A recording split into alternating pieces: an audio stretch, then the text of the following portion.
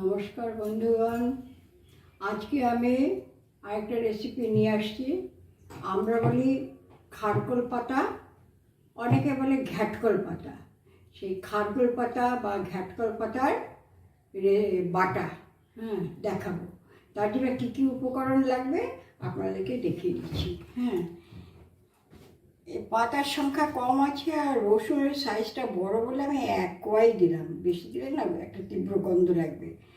একটা শুকনো লঙ্কা দিয়ে দিলাম কড়াইতে, গ্যাস অন করেছি, কড়াইতে দিয়ে দিলাম, ওটা ভাজা হতে থাকবে। আর দুটো কাঁচা লঙ্কা দেবো। এই কাঁচা লঙ্কা সব আমার গাছে প্রচুর কাঁচা লঙ্কা হয়েছে। আর রসুনটা থাকলো, রসুনটা একটু কুচিয়ে একটু তেলে নেড়ে নেব। আর এর মধ্যে দিয়ে দেবো হলো কালো জিরাটা ভেজে তুলে রাখবো। এই যে ঘ্যাটকল পাতা, এই যে ঘ্যাটকল পাতা হচ্ছে চেনা যায় না, খারকোল পাতা বা ঘ্যাটকল পাতা, এই এর ডাঁটাগুলো আমি আলাদা করে ছাড়িয়ে রেখে দিয়েছি। এগুলো কুচিয়ে দিয়ে দেবো এর মধ্যে, আর পাতাগুলো তো কুচিয়ে দেবো। তারপরে আমি আবার কালো জিরা ভাজা হয়ে গেছে। কালো জিরা আবার বেশি ভাজা হলে তেতো হয়ে যায়, সেই জন্য আমি নামিয়ে নিচ্ছি। নামিয়ে নিলাম। এইবার আমি সামান্য একটু তেল দেবো কড়াতে, বেশি না, এখন দিচ্ছি হলো সামান্য একটু তেল দিচ্ছি। তারপরে হলো এই পাতাগুলো আমি কুচাবো। রসুনটা আমি কুচিয়ে এই তেলের মধ্যে দিয়ে দিলাম। তেলের মধ্যে একটু ভেজে তুলে নেব। রসুনটা একটু তেলের মধ্যে ভেজে তুলে রাখবো।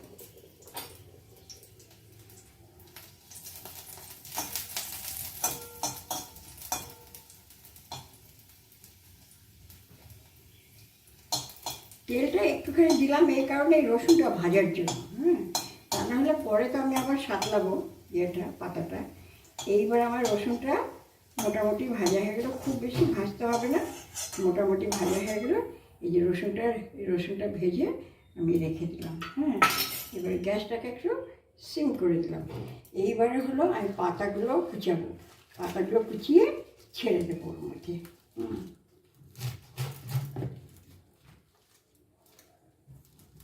পাতাগুলো একটু কুচিয়ে দিলে মিক্সিতে করবো তো, মিক্সিতে করলে বড় বড় পাতা হলে না বাটা যায় না, খুব অসুবিধা হয়। তাহলে যার জন্য একটু কুচিয়ে দিচ্ছি।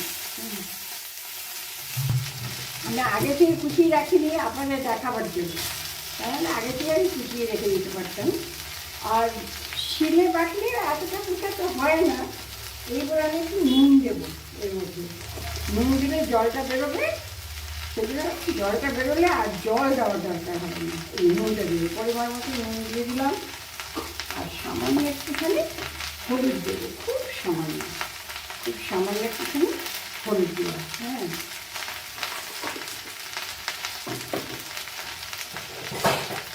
এবার এটা নাড়বো, দেখি কতটা জল বেরোয়।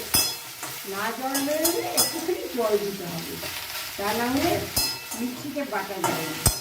জল ভাব রাখতে হবে, নাহলে মিক্সিতে বাটাটা একটু মিষ্টি হয়ে যায়। এর মধ্যে যে ডাঁটাগুলো আছে, ডাঁটাগুলো কুচিয়ে দিচ্ছি। ডাঁটাগুলো কুচিয়ে নিয়েছি। ডাঁটাগুলো এই দেখুন, ডাঁটাগুলো এই মতো দিলাম, জাস্ট আমি দিয়েছি। এই যে ডাঁটাগুলো ছোটো ছোটো করে কুচিয়ে দিয়ে দিয়েছি। এইবারে এর মধ্যে আমি একটা কাঁচা লঙ্কা দিয়ে দেবো। কাঁচা লঙ্কাটা দিয়ে দেবো। আর একটা শুকনো লঙ্কা তো ভেজে রেখে দিয়েছি, এতেই হয়ে যাবে। যারা বেশি ঝাল খায় তাদের কথা আলাদা, কিন্তু আমার মনে হচ্ছে এতেই হয়ে যাবে, কারণ আমার গাছের লঙ্কাটা প্রচণ্ড ঝাল। আমার মনে হয় সামান্য একটু জল দিতে হবে, কারণ পাতাটা না তেমন টাটকা পাতা নয়। তবু যে আমাকে এনে দিয়েছে নির্মলা, তাতেই আমি খুব খুশি।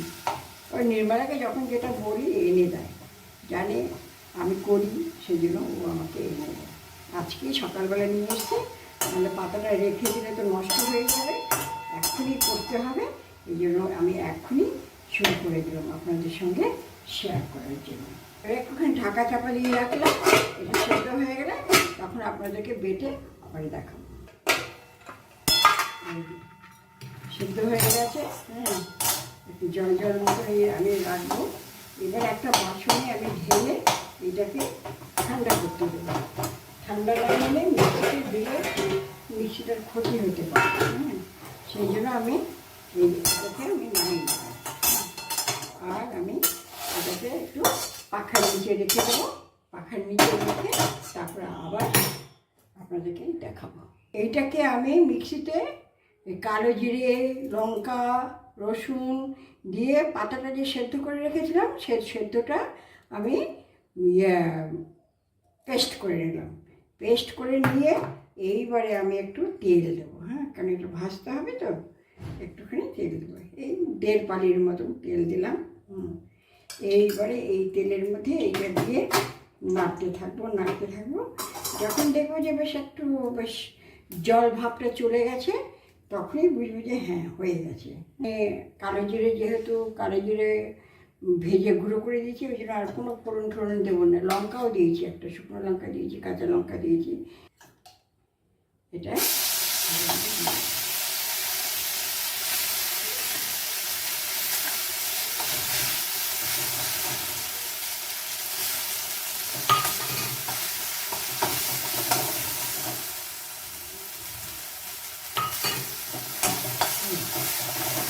নাড়তে থাকবো, সিমে নাড়বো। আর যদি কেউ মিষ্টি খান, না হালকা একটুখানি, এটার মধ্যে মিষ্টি না দেওয়া দিলেও চলে, তবু আমি সামান্য একটু, এই দেখুন এক কণা যাকে বলে এক চিমটি মিষ্টি দিলাম। কারণ এই শাকের মধ্যে মিষ্টি দিলে অত ভালো লাগে না। এই এক চিমটি দিলাম কেন, বুনো জিনিস তো, সেই জন্য নাড়তে মন্দ তৈরি হয়ে যাবে। একটা যে কিরকম একটা আওয়াজ হয় না, জল থাকলে যে একটা ছ্যাক একটা আওয়াজ হয়, সেই আওয়াজটা কিন্তু কমে এসছে। এই আওয়াজটা যখন কমে যাবে, এই যে এখনও আওয়াজটা আছে, এই আওয়াজটা যখন কমে যাবে তখন তুলে যাবে। এই চেহারা দেখেই বুঝে যায়। এই দেখুন এখন কড়াই থেকে নিজে থেকে উঠে আসছে। আর একটুখানি শুকাবো, ব্যাস, তারপরে তুলে দেবো। খুব নাড়তে হয়, তা না হলে না লেগে গেলে ছিঁড়ি হয়ে যেতে, নাড়তে হয়। আমি এতক্ষণ সিমে রেখেছিলাম, এখন অনেক করে যে খুব নাড়ছি এই কারণে এখন লাস্ট মুহূর্ত, এখন যদি দাঁত লেগে যায়, পুড়ে যায়, তাহলে কী হবে, খেতে একদম টেস্টলেস হয়ে যায়, ভালো লাগবে না। আমি তো গ্যাস অফ করে দিয়েছি, কড়াই গরম করে এই দেখুন কড়াই গরমটা নিয়ে নিলাম, কাজে কত সুন্দর হয়ে গেল। দেখুন দেখাচ্ছি আপনাদেরকে, দারুণ সুন্দর। এটা এত সুস্বাদু না, সিম্পল জিনিস, জঙ্গলি জিনিস, সিম্পল জিনিস, কিন্তু খেতে অপূর্ব স্বাদ। আর যাদের মুখে রুচি নেই তাদের তো জবাব নেই, এটা খেলে পরেই মুখের রুচি ছেড়ে যাবে।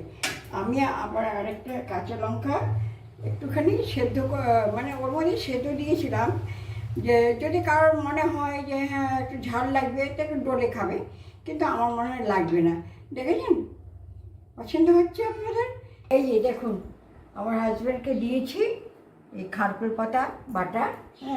এই খারকুল পাতার বাটা দিয়েছি, উনি ভাত দিয়ে মেখে নিলেন, আর উনি বলবেন যে কেমন হয়েছে। কেমন হয়েছে বলো? ভালো হয়েছে। ঝাল নুন সব ঠিক আছে? নুন কমছে একটু। একটু মাখিয়ে নিয়েছে, তাই তো? দর্শক দেখুন, উনি খাচ্ছেন, এরপরে আরও অন্যান্য জিনিসও হবে আইটেম। লাইক, শেয়ার, কমেন্টস অবশ্যই করবেন। দেখে করবেন এবং খেয়ে বলবেন ভালো হয়েছে কি মন্দ হয়েছে।